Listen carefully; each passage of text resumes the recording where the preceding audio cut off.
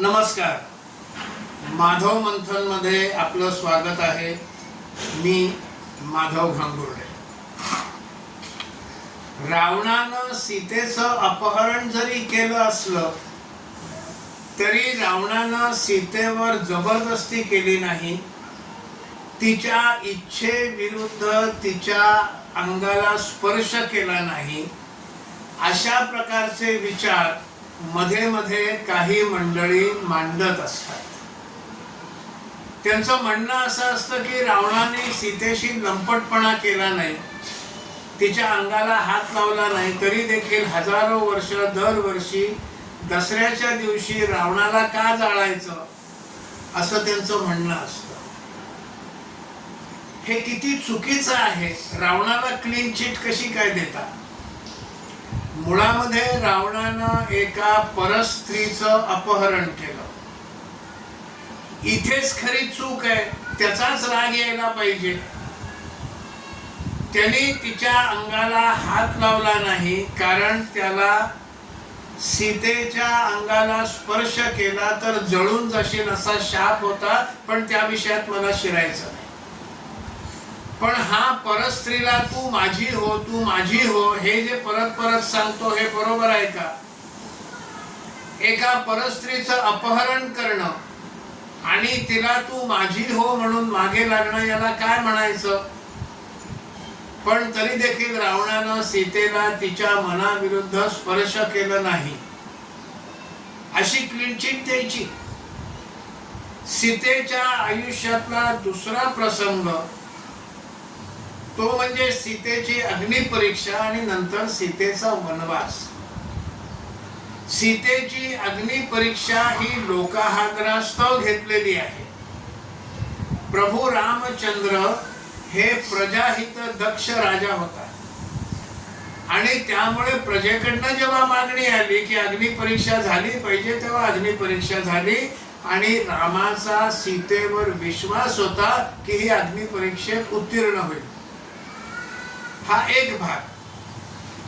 नंतर म्हणे सीतेला वनवासात पाठवलं गर्भवती अवस्थेत.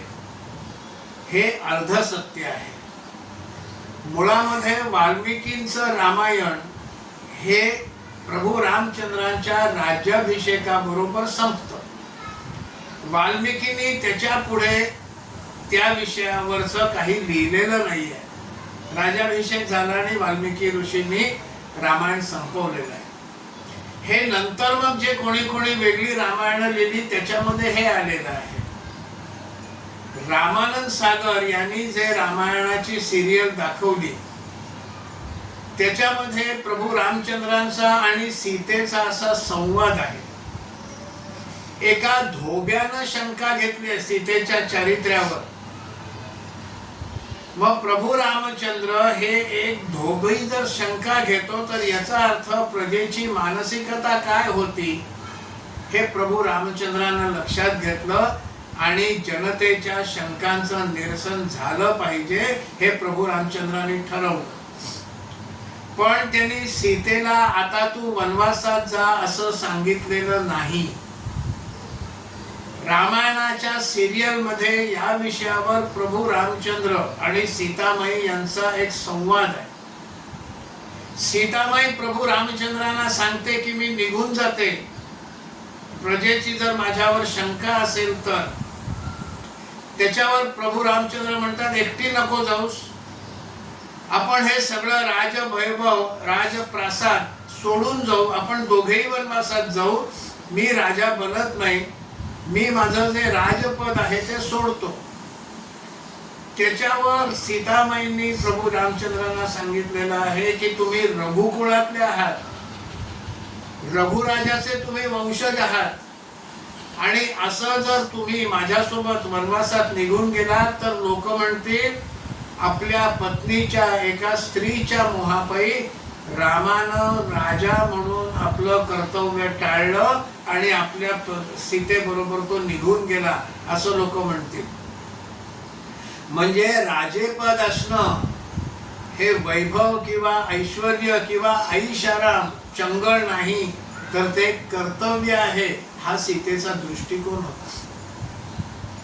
आणि त्यामुळे सीतेनं रामाला सांगितलं की तुम्ही नका जाऊ, तुम्ही इथे राहा आणि राज्य करा, प्रजेची काळजी घ्या, मी जाते वनवासात सोडून इकडनं, लोकांना मग काही बोलायला जागा राहणार नाही.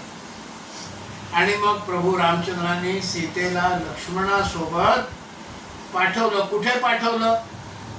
जंगलात कुठेतरी सोडून नाही आले.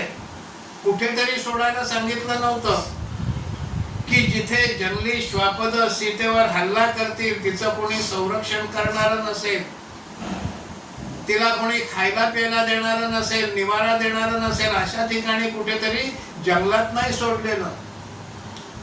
महर्षी वाल्मिकींच्या आश्रमात सोडलेलं आहे.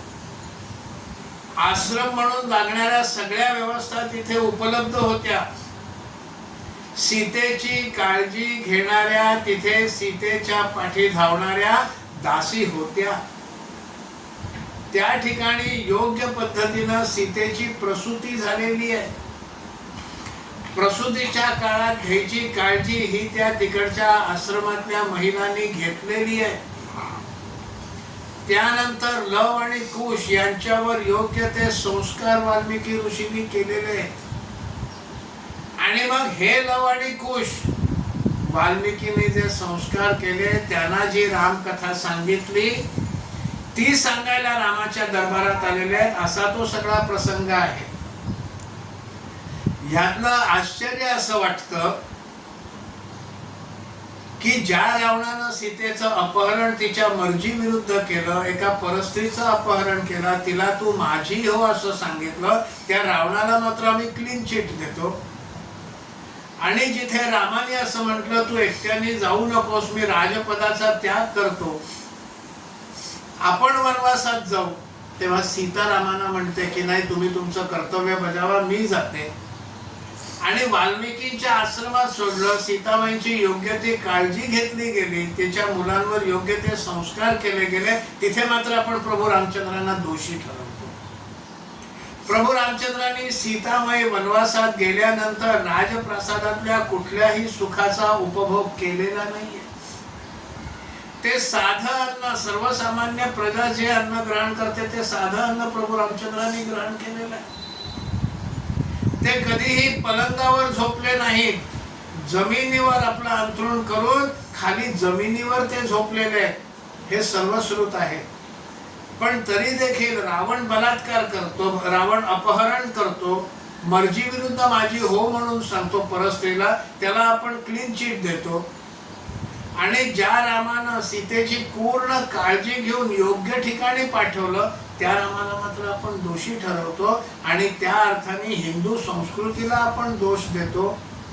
हिंदू संस्कृतीमध्ये स्त्रीचा कधी मान राखलाच गेला नाही आपण म्हणतो. हे सर्व चुकीचं आहे. त्यामुळे रावणाने जे केलं त्याचा न्याय रावणाला दिला पाहिजे, प्रभू रामचंद्रांनी जे केलं त्याचा न्याय प्रभू रामचंद्रांना दिला पाहिजे. आणि चुकीचे दृष्टिकोन हे समाजामध्ये प्रसारित होऊ न देणं याकडे लक्ष असलं पाहिजे. खूप खूप धन्यवाद.